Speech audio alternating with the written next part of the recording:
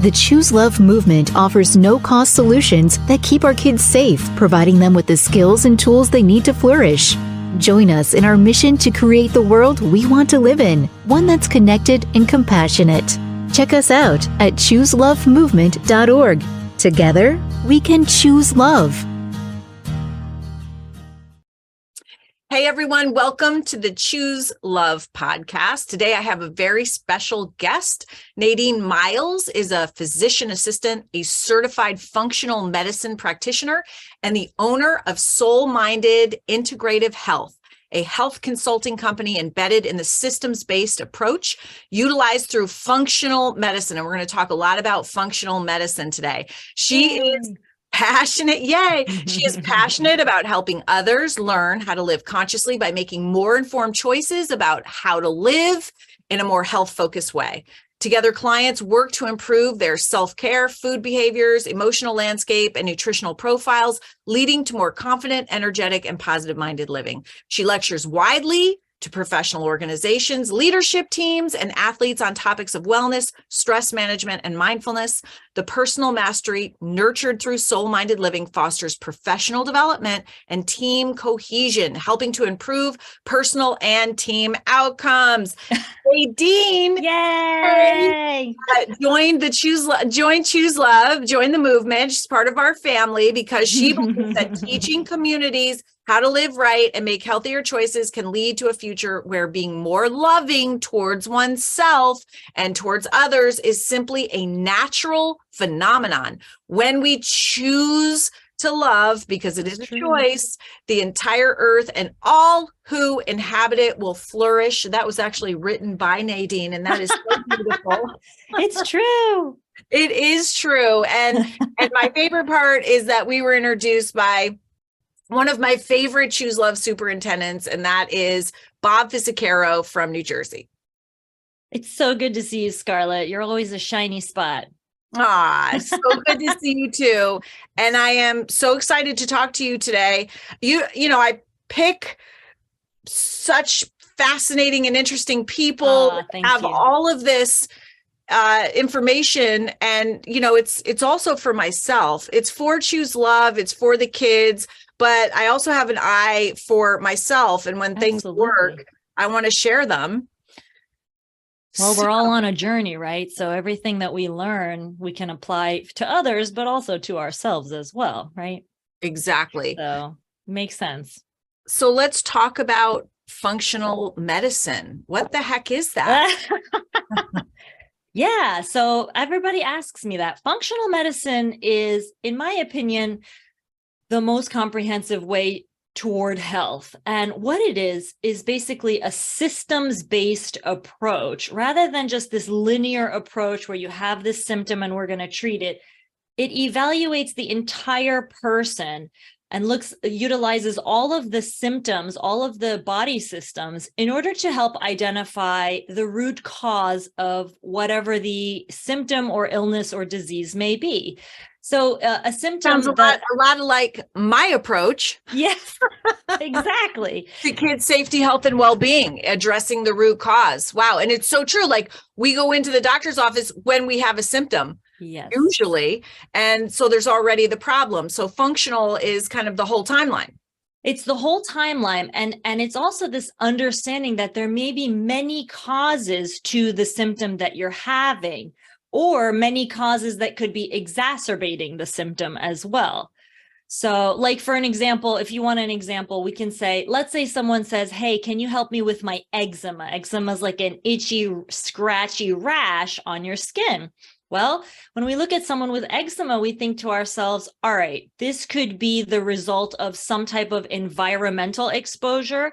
Like maybe this person has some type of seasonal allergies that was made worse by, let's say, for an example, a mold exposure. Let's say they got a job somewhere and the building had mold in it. That mold exposure, it's a toxicity on the body. It can exacerbate a leaky gut, right? So if your gut no longer maintains its integrity, that's going to allow more antigens to come into the system.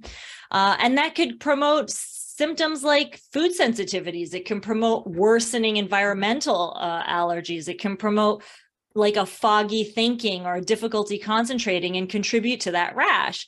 So instead of just saying, hey, you have eczema, let's put a little cream on that rash, we'll do that. We'll apply something to soothe the symptom, but then we'll go out of our way to, utilize diet and clean up the gut and make sure that we reinstate the gut integrity, that barrier, so that there's not just, we're not just kind of healing the eczematous rash, but we're also making sure that we're going to have fewer and further between exacerbations of that rash, and maybe even improvement of your allergy symptoms. So it's taking something, right, and then trying to elevate the overall health. And I think about, I just went to the doctor for, it was, like a rash on my face, ironically. Yeah.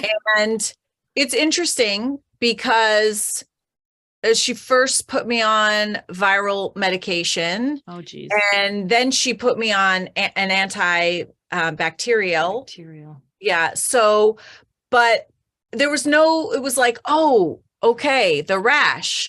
Let's see. I don't know what it is. It's so funny. Every time I go into the doctor's office, seriously, like I have to say, they've never seen what I have. They have no idea.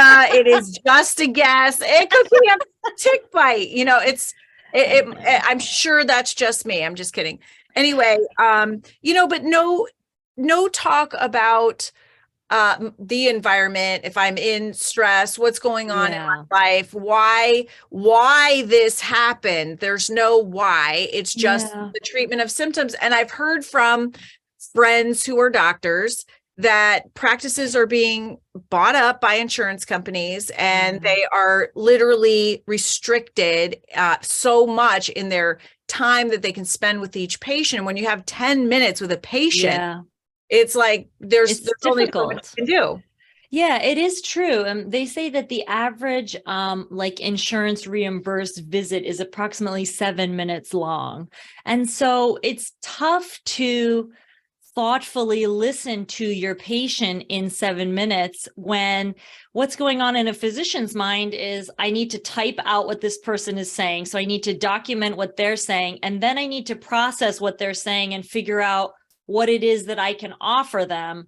And then I need to print out their discharge papers, write their prescription, order their MRI. Like, there's a lot going on in the doctor's mind that's really preventing them from having presence with the patient. And of course that makes, multiple people come to me and say, you're the only one I've ever felt listened to, because I give them the time that they need. And the truth is when you're with a healthcare professional and you're being listened to, that actually promotes your own insight to come in, right? Because you're reflecting some concepts off of someone who may have, be able to point you in one direction of thinking versus another. So the functional medicine approach, I believe of course, I'm hopeful for it, but I do feel that it's going to become more prevalent as we kind of move forward in healthcare, just because in addition to the fact that our culture is getting more and more sick and more manifestations of disease, there's also more and more research that supports a systems-based approach. There's definitely a time and place for a linear thought process, and we need science for that. But sometimes you just need to look back and say, whoa, how did this person's experience of their living develop into this type of dysfunctional thought, this type of sleep pattern, this lack of movement, this inability to choose nutritious items and things like that, this burden of stress, and how is this conglomeration of symptoms, or this whole entire person, how did we land here? So I'm taking notes because that just started a whole line of thought in my head. But isn't there research that shows that when you believe that someone cares, that you get better quicker? I'm not actually familiar with any research. Like I can't say, yes, that's Well, I know that there research-based. is. Yeah. I can't It cite it. makes sense. Yeah, But it certainly makes sense. I was just giving a talk to some middle schoolers about stress resilience. They had a wellness day at our local school. And so I was, preparing for it. And I came across a study that showed that if you believe that stress helps you, then when you encounter stress, it actually does. So they did like this study that showed that they did a questionnaire. Do you feel that stress helps you or hurts you? And the people that said it helps you, everybody was given a test. And the people that said stress will help me, gives me energy, gets me amped up, they actually performed better on the test than the folks that said, no, stress is bad. It's whatever. They actually performed worse on the test. So definitely your mindset plays a huge role in the way that you interact with others. So definitely. Oh yeah, I call it the choose love mindset. Yeah. What's funny, there's more research on stress, and I think it was like tens of thousands of people, and it's been replicated. They asked them if they thought that stress was bad for them and potentially fatal. Oh, and wow. So out of the group that said yes, of course, there was a group that said, no, we don't believe that stress is bad for us and potentially can lead to death. Out of the group that said, yes, they thought that they believed that stress was bad for them, they had a 30+% higher mortality rate within like the next decade. It was outstanding. And I know I share that with some of the people that I speak with. I mean, it's like, our mindset is so important. And I love that functional medicine also, includes that. And then I don't know if you study the work of Dr. Bruce Lipton. Oh, yeah. Who is one of the founders of the epigenetics field, but he says that 1% of our disease is caused by genetics. And he says the rest is caused by toxic thoughts, toxic environment, and those thoughts are, of course, how we view our environment. And that makes whether they're toxic or not to us, the result, so important. And then the other thing that I heard was that over 90% of doctors' visits are due to stress. Wow. Yeah. That's incredible. That is incredible, but it makes sense because you just said that our dis-ease, our level of illness is increasing. For sure. Despite all of the advances that we've made in medicine and technology. It just seems like an oxymoron, doesn't it? It's interesting because we really leaned into genetics, right? Once we kind of decoded the DNA molecule and kind of realized that genetics are a thing. I think as a culture, we want to lean into the concept of genetics because it's easier, right? It's easy to say like, well, that's just my genetic. That again, of something external to me, it's something outside of me that I have no control over. Whereas recognizing that epigenetics is much, much, much more of a factor than the actual genetic on switch, off switch, right? And that's been researched like over and over and over again. But the fact that people will still say, well, my cancer is genetic. Well, my whatever is genetic. Well, this is genetic. It's just easier than saying, no, it's the outcome of the entire human experience that I've had, the coping mechanisms that I've developed, the dysfunctional thinking that I maintain. And then the entire culture that we live in is it's quite manipulative, very consciously of our our pleasure centers, of our, our ability to even have, I'm afraid to say this, but our ability to even have some level of free will, because our pleasure centers are hijacked by consumer marketing ploys from when we're little. We feed our children sugar like almost as soon as we can, and that really turns on and activates our dopamine centers immediately, and we don't really stand a chance. It's kind of like the frog. You know how they say the frog that's boiling very slowly in water doesn't really notice what's happening? I mean, we're all part of this consumer capitalist kind of society, and as a result of that, we're in it. So I kind of forget where my train of thought was going. Well, you know what? That's so fascinating. I just want to back up to epigenetics. Yeah. And say that the DNA does have an on and off switch. And so there are diseases that run down in the family, for an example. In the family through generations. But epigenetics is the study that and that proves that actually, even though we have those propensities, and by the way, it's not just physical disease, it's also mental disease as well, and emotional. And even though we have a propensity based on, as you said, our environment, we don't have to have those switches turned on. Exactly. And even when they're turned on, we can also make changes in our lives to turn them off. And exactly. that is so fascinating. And one of the things that I knew about before I started the Choose Love movement, which is why I started the prenatal program. Oh, great. Yeah, it is. I didn't realize that. I know. Our response to our environment is negatively.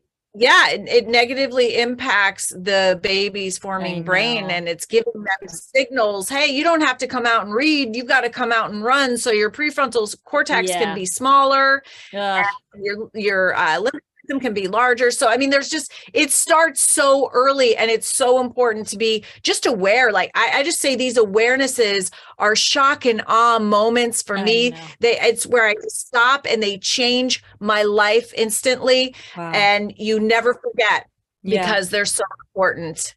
And I just wanted to piggyback on what you were saying quickly. I'm sorry, I don't mean to belabor the point, but it's been about 50 to 70 years where we've seen this very sharp increase in obesity rates, diabetes rates, cancer rates, autoimmune issues. And just from a scientific perspective, right, your genetics, your genetic code does not change that quickly. Genetics are something that, are the result of an evolutionary and adaptive process over the course of hundreds of thousands of years.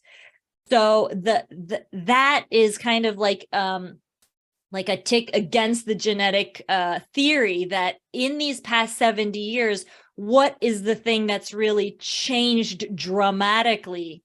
It's not our genetics. It's our, level of processed food consumption. It's our level of one income, two income families. It's our level of single family homes. It's our level of relocating for the purpose of better jobs and disjointing and disconnecting larger familial connections. It's the loss of the family, the local, and the local, I don't know, the milkman and things like that in exchange for large sense of community. Yeah, community. Exactly.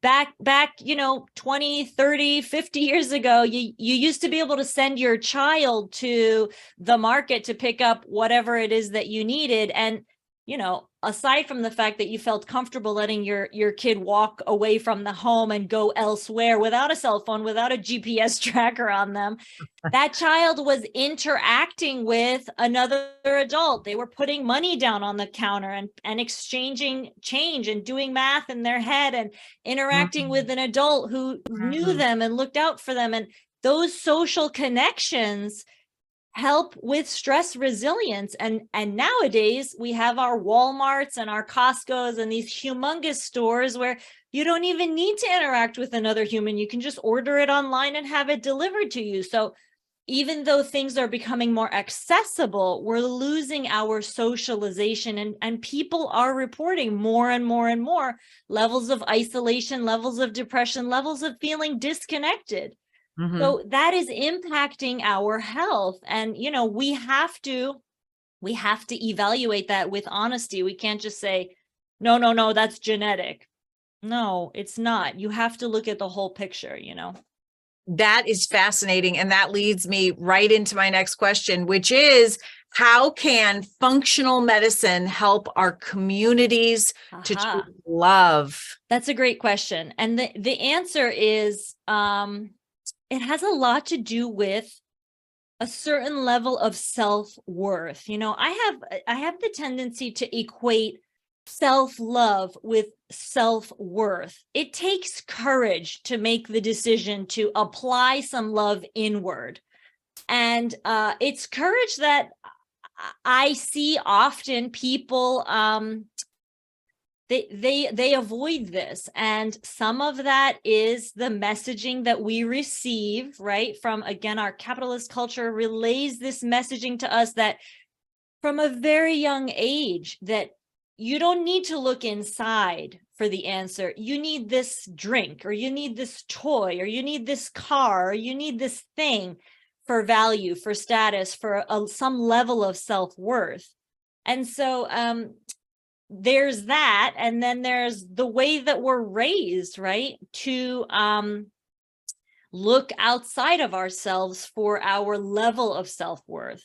And so when you make the decision to go after your health concerns through the functional medicine approach, what you're doing is these techniques are basically the embodiment of choosing love, right? What are you doing when you choose the functional medicine route? You're making the decision to protect your sleep. You're making the decision to go out of your way to create relaxing environments so that your nervous system can feel safe, so that you can grow, right? We know that our nervous system has to be feeling safe in order to grow. You're making the decision to exercise. You're making the decision to stretch. You're making the decision to potentially live minimally, to avoid, these commercials and these foods, and you're making the decision to look away from that and look inward. And you know what that is? That's taking personal responsibility for where you are and where you're going. It takes courage. It does. It takes a lot of courage. And I see people that are coming from a fearful place. Yeah. And it's literally like putting blinders on our eyes. I know. We really have to take a more holistic view about our life. And again, take responsibility for where we are, not blame, finger point, fault find someone else, including our genetics. Exactly. I was just going to say that, looking outside. Right. But, Americans have a tremendous problem with their self-esteem. And it's because of everything that you said. Yeah. There's a study that says over 85% of us lack self-worth, self-esteem, self-love. And here's the problem with that. Yeah. When you have a difficulty come along in your life, a challenge, you do not feel worthy. You don't feel like you can face it. You don't feel like you have the courage to face it. And so you become victimized. And when you're victimized, you are helpless, you're hopeless. And you can be dangerous. You can be dangerous. And so what Choose Love and that formula, having courage, it actually moves that locus of control back inside of us, where we have the power to do what we need to do. And that includes take responsibility for our whole health. Here's the other thing, like, it's not easy. It's simple, but it's not It's easy. not easy. It takes effort, but Yeah. all the good things in life take effort. Yeah. Just in this new time. And it's not easy because then you're kind of like on your own little life raft. The people who love you the most will not support you in this endeavor, right? So Interesting. Why do you say that? well, because for an example, I'll just use the easiest example I can. An Italian, young Italian female client who it turns out has a gluten sensitivity, contributing to a whole host of health problems, And so she goes home. She's relatively young, early 20s. So still like kind of reliant on, still more enmeshed in like the nuclear family.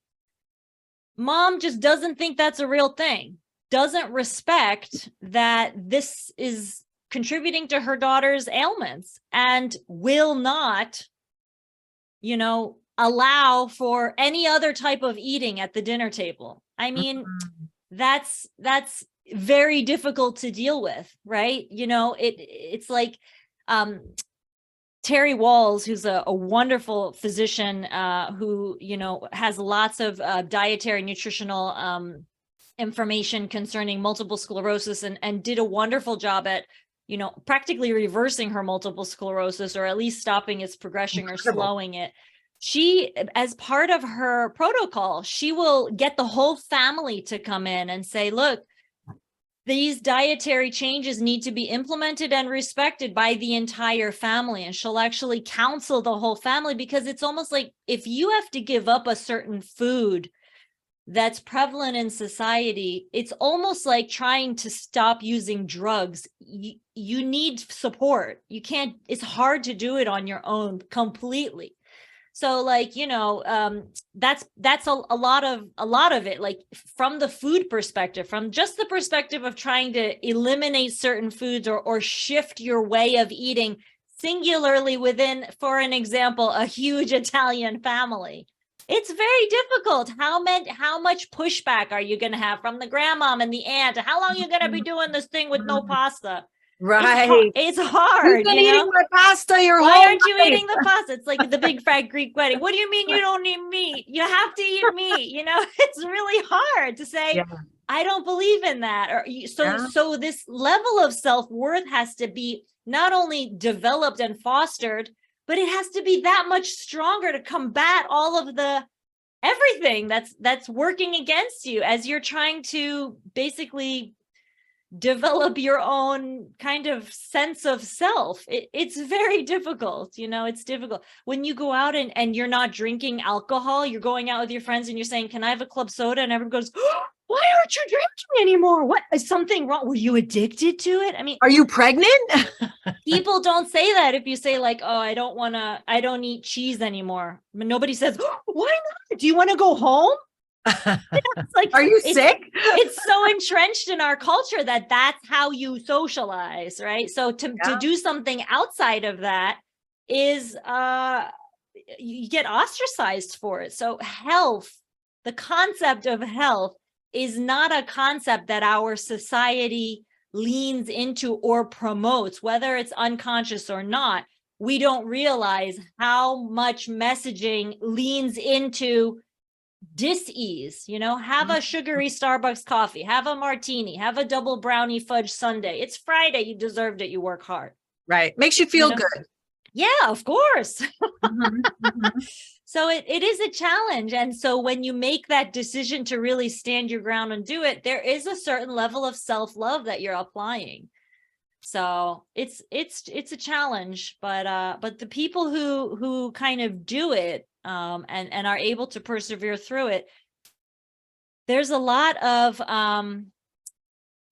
benefit that comes in. And it's like this emergence factor, this emergence concept is this concept of, the best way to describe it is like an H2O molecule, right? A water molecule. One water molecule by itself is just two hydrogen molecules and an oxygen. But if you put a bunch of them together, this emergence effect of wetness comes into play, right? And we can't describe that. We don't have any kind of science to describe that. It's the same concept of all these neuronal connections establish consciousness. What is consciousness? You can't really touch it. You can't really feel it. So emergence effect is the effect that comes in when you decide to choose love and practice functional medicine, or what I call live soul-mindedly. This emergence effect of wisdom and intuition and confidence and energy just comes in and fills all these empty vacuoles that you didn't even realize were there. And it's really a beautiful thing. And you really feel alive. And people will say, and you've heard this, people will say, like, there's a whole new me. I see the world different. It's more colorful. It's more vibrant. It's more beautiful. I feel more connected. There's so much that comes in with it. You know, there's so much. We're walking around, we're on depression meds, we're on anxiety meds, we're stuck in our phones and social media, we're worrying about whatever other people think in it. And we're all sad. We're all sad. Yeah, it's absolutely amazing. It's just, yeah. And there's something we can do. There is something we can do. It's not a hopeless situation. It's taking responsibility for where you are right now. Correct. And it's making good choices. Yeah. It's making loving choices. It's choosing love. It's choosing love. That's exactly right. So how do our food choices? So we talked about our food choices, and I'm really, I need to work on that too. Like, I had leftover pizza for breakfast.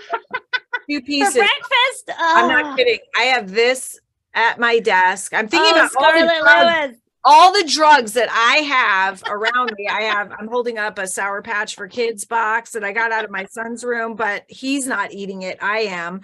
Oh, no. What else was I going to show you?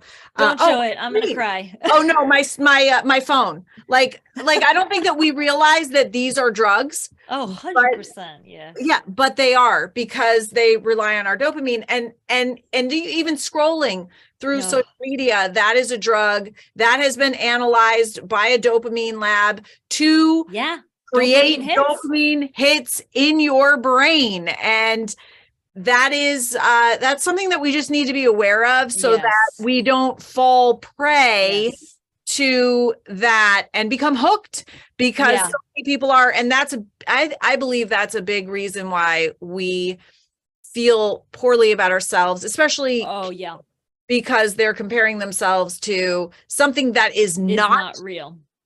Yeah, it's interesting. I was just having a conversation with a young 22-year-old, and I was surprised that he was saying, so he's 20, right? So when just a few years ago, there was still video games and all these things. And that's kind of how he came up with, like, a couple hours a day of video games, unchecked, internet, phone in my hand. And he was saying, like, I was surprised to hear him say, as a 20-year-old kid, my kids are never going to have access. I wasted so much of my life and so much anxiety worrying about what other people were. All of these things that we hear like older adults saying. Here's this young 20-something-year-old kid who's saying, yeah, it's real. Like, I regret it. And I was like, wow, good for you. But definitely go ahead. Sorry. I was going to say, so many kids are sleep deprived also because of screens. And I go around, I talk to older kids, at events in schools, and I have these slides that show the effects of sleep deprivation, including hallucination and all these, dissociation, all these other things. Yeah. And the kids say, yeah, I have that, or my friends have that. But they know. And here's the other crazy thing. It's not so crazy that I had a podcast with Melanie, who is from Screen Strong. She works with kids, and kids take the initiative to take a break from the cell phone. They don't want to be doing things that aren't good for them. And, that pulls in the role of parent. Like, we just want to be our kid's friend. And we don't, all the way up to, by the way, doing things to acquiesce to them so they don't harm themselves, it's kind of a backwards type thinking. Kids need boundaries. They want parents.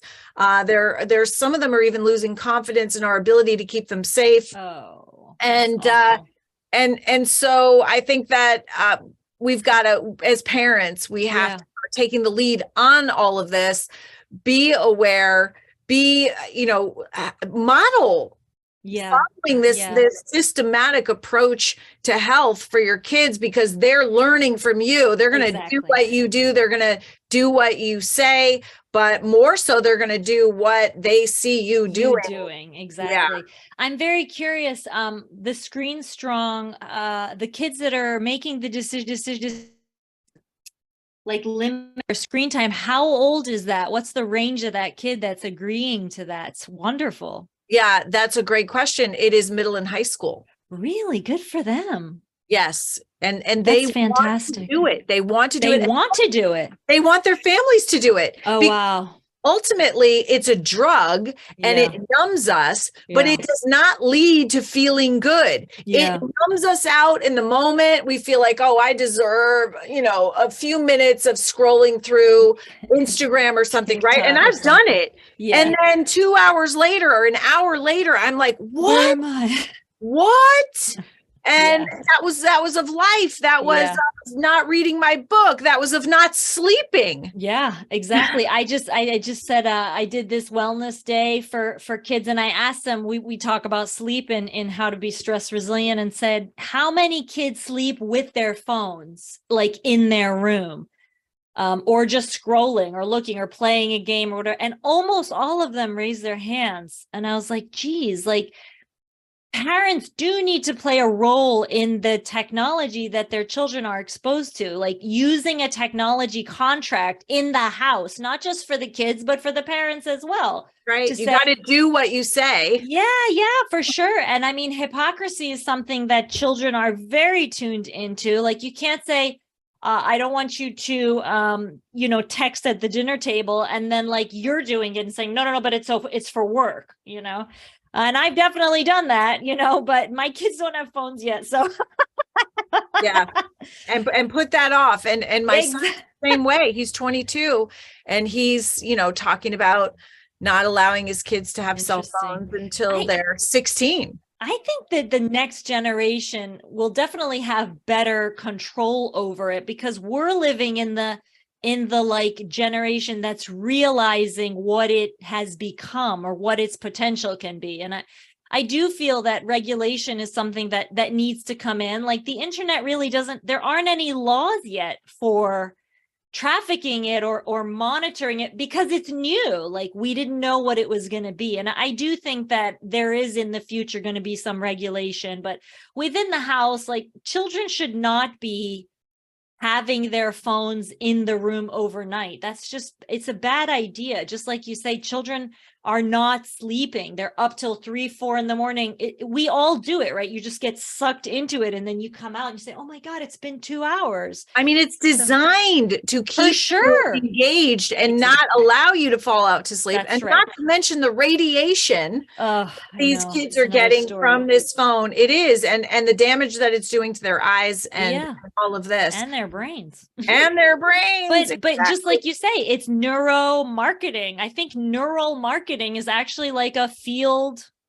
It's a field nowadays, like companies will employ like neuroscientists and they'll scan people. So corporations are consciously, knowingly hijacking our brains, but also the brains of our children. So there does have to be, in my opinion, some regulation.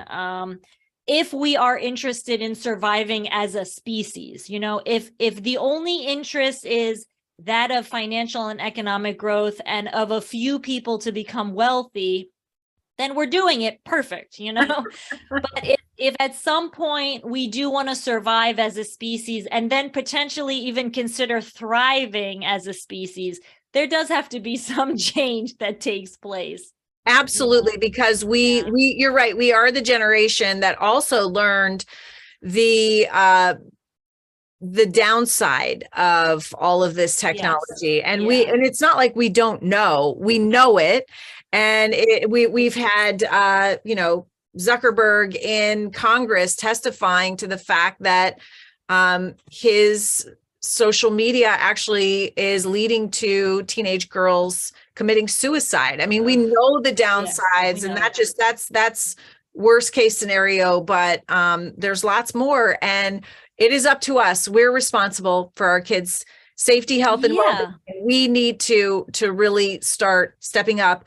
And with that being said, I know that we had talked previously, and what we're going to be doing this webinar, which is kind of linking our food choices also to the formula, having the courage to try new foods and being grateful for different foods, right? Hey, and it's for adults too, right? Oh, yes, for sure. Well, it's interesting because there is so much research that connects a healthy microbiome to mental health. I mean, it's not just conceptual. There's paper after paper after paper. Now you have to understand the gut microbiome, what it is. It's like all of your intestines contain approximately 5 pounds worth of bacteria. Okay. And that bacteria breaks down and ferments the food products that you put into your body. And it takes those food products and ferments them into chemicals, right? And then we can absorb those chemicals and use them in our body. So when we eat food, we can't utilize the food that we eat without a healthy load of bacteria in our gut. So, you know, thinking of yourself as this egocentric individual human you're wrong right out of the gate, because you can't even eat anything.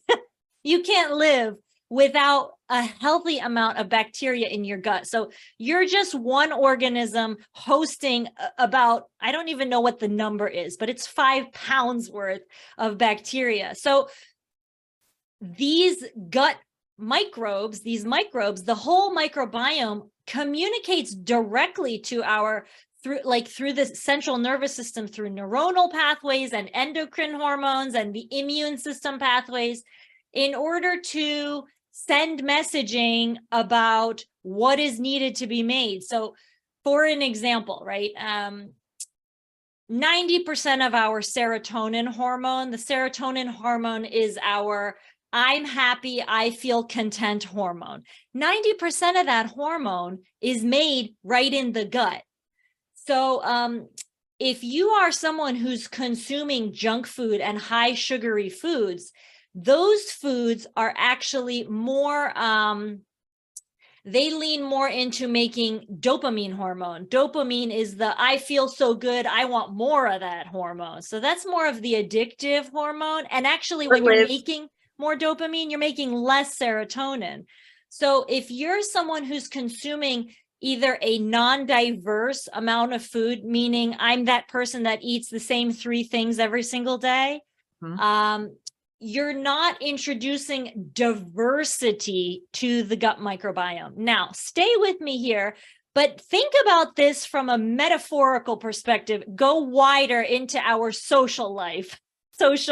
Look at our isolation policies and some of our racism and our exclusion of things. The more diverse your gut microbiome is, the healthier the individual you are. Isn't that true of our culture as well?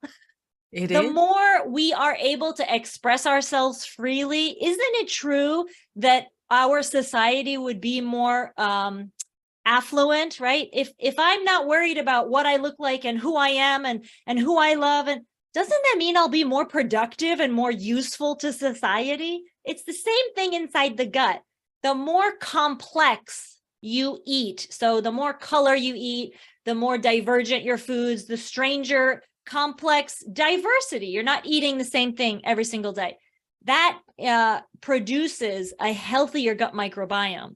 And when your microbiome is diverse, you are more able to assemble neurotransmitters, to effectively communicate chemical messengers, to regulate your mood, regulate anxiety. Believe it or not, there's studies that show you have better pain management, better cognitive skills when your gut microbiome is diverse. So it's literally it's not even metaphorical. When you eat colorful food, you'll feel more colorful. You'll feel happier. When you eat white, brown, beige things, that's how you're going to feel. And if you look at the standard American diet, we call it the SAD diet, SAD. It's white, it's brown, it's yellow. It doesn't have any color. There's no phytonutrients, there's no botanicals, there's no essence in it. And so that's pretty much how it works. Diversity is the name of the game. You want to eat a complex, wide-ranging style of food. You don't want to just eat the same thing all the time. And you need to avoid processed foods. You can't have things that have begun as part of the earth and then kind of degraded and refined and reformed into some other form of some other product, and then you're consuming and saying, well, this is a potato. No, it's not. That's fried. It was a potato many iterations ago. So interesting. That's fascinating. And I'm learning a lot that the fact that the sugar is the dopamine, and that actually inhibits production of serotonin. Right. Serotonin is that feel good content that's actually produced mostly in the gut, which is amazing. So really cool. Really being aware of the importance of our microbiome is so important. It's funny because there's a lot of research that suggests that your stomach is like your second brain. Mm-hmm. But the truth is, it's more of like a primary brain. There are more neuronal connections going from the stomach to the brain than there are going from the brain to the stomach. So that just shows you the importance of and the value that whatever you're putting in your body has. And also from an energetic and spiritual component, when we say, my gut, I should have followed my gut. Yeah, that's a real thing. We've been humans for 2 million years, right? 2 million years. We've only been living in this civilized society for about 200,000 years. So for 1.8 million years, we've been making decisions instinctually through our gut. That's how we're here, right? When that didn't work, you died. So those of us that preceded us who made those gut instinct decisions survived and passed those survival skills on to us. So, having the courage to follow your gut is a skill to develop, listening to your gut. And the cleaner your diet is, truthfully, in truth, the cleaner your diet is, the more clean water you drink, the less, I hate to say, garbage that you put into your system, the cleaner the clearer those messages are, because there's no interference, So it's easier to follow your gut. Fascinating. And so what are some of the things that we can do to improve our nutritional health and our gut health? What can we do today? Okay, it's easy. It can be so complicated and kind of stressful and intimidating. So I always say to people, just look at your plate. Every meal that you consume, look at the plate and ask yourself, is it colorful? Now, it doesn't mean you pick one color and say, well, everything's white here. No. Is white a color? Yeah. Say to yourself, every meal I eat, I'm going to commit to like 5 colors. Oh, that's a lot. That's a lot. It's a lot in the beginning. Make sure that your plate has purples and reds and blues and greens and orange. Make sure, and that it's not just like one string of a shred of carrot. Oh yeah, there's some orange there. You really want to focus your diet on fruits and vegetables, because remember that 1.8 million years we've been here, that's what we were eating most of the time.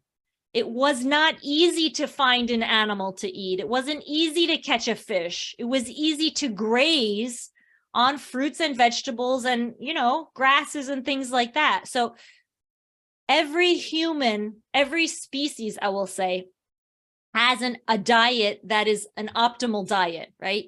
When you eat an optimal diet, you will live long and healthy. When you eat a diet that's not what your body is asking for intuitively, disease comes in, right? So out in nature, you don't really see the level of sugar that we consume. There are items that contain sugar, but they're natural sugars in fruits and vegetables and grains. But the amount of processed sugar that we eat actually it's digested by the body in a completely different way than, for an example, the sugar you would get from a watermelon or the sugar you would get from a date. So I always just tell people, if you can't make any of those exclusionary changes like limiting dairy and limiting gluten, which are extremely inflammatory on the system, just focus on eating more color, introduce more color to the plate, even if you don't change anything else. Like even if you have a burger on your plate, throw the fries away and put a salad on there. That's an improvement. That's a step, Then the next week, take the burger off the bun, make the salad bigger, and just put the burger patty on there. That's an improvement. It's a step. It doesn't have to be all or nothing. You can make incremental changes, right? As you feel comfortable. It's kind of like I tell people, wake up in the morning and just do like one jumping jack, one push-up. Do it for a month. Then you've developed the habit. Now do 2, now do 3, now do 5.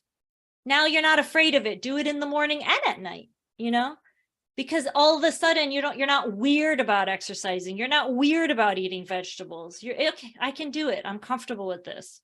I think it's really important also that you are aware of the success after that. I said I was going to do something. I did it.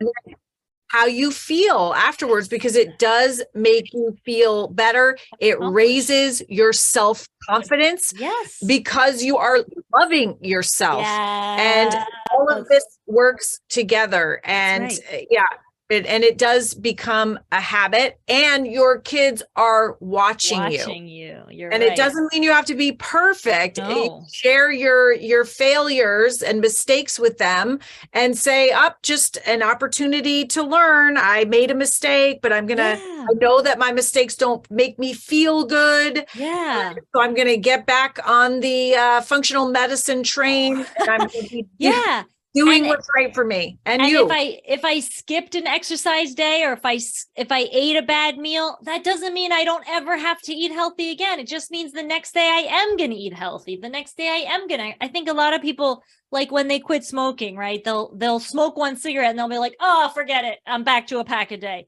Right. No, you just had one cigarette. You can go back to not smoking again, right?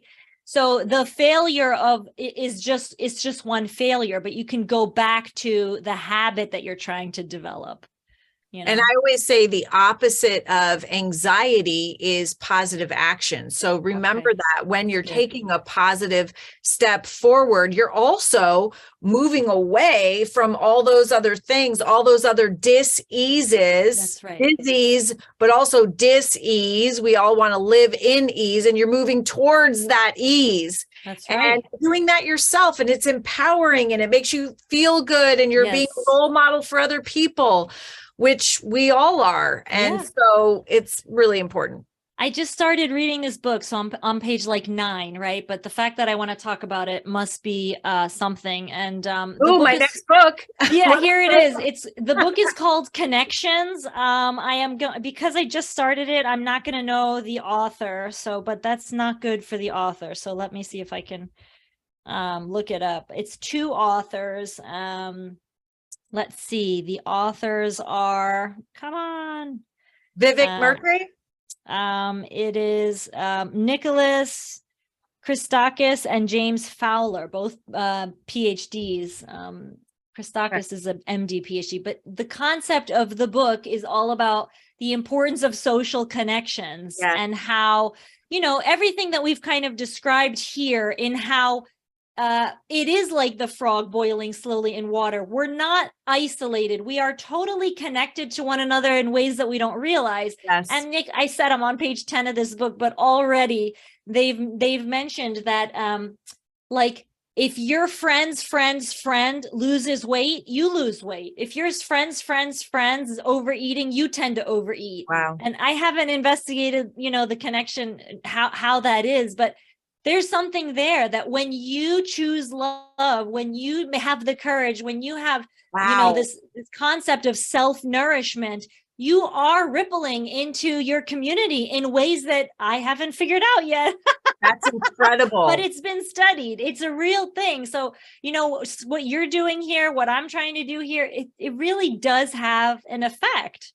That's incredible. And that one push-up, that one exercise, that one string of carrot that you've eaten, it's the resolve that you are exercising to change the world. It's not just yourself. It's not just self-improvement. It's really global. And there's an immense power to that. That's amazing. So we actually everything that we do impacts others. And so this concept of connection and being connected, I would say that love is connection. Yes, 100%. Yeah. And really all the research does boil down to connection makes us stronger. Fear divides us. So choosing love and connection is something that we've been talking about this whole hour. And that's right. I am so grateful for you to have you in my life and have you as a part of the Choose Love movement. Same. It's been really a blessing getting to know you. And I've loved all of our interactions. It's just, I love you. I know I love you too. And I just always feel so good after talking to you. And I learned so much, and we'll continue this. We're going to be having please check out the upcoming webinar. Be on the lookout for that we're going to do that together. And we're also including Nadine's expertise into the curriculum that will launch in the near future too. So we are partnering in all ways and so excited. So thank you very much for partaking in this Choose Love podcast. And there is more to come. Yay. It was a pleasure, Scarlett. Thanks for including me. It's really, really, really a rewarding experience to work with your organization. Thank you. We'll talk soon. Take care. Bye-bye. Bye. Hey, hey, oh. It's all part of us. We can all choose love. It'll lift you up if you let it in. Let the heat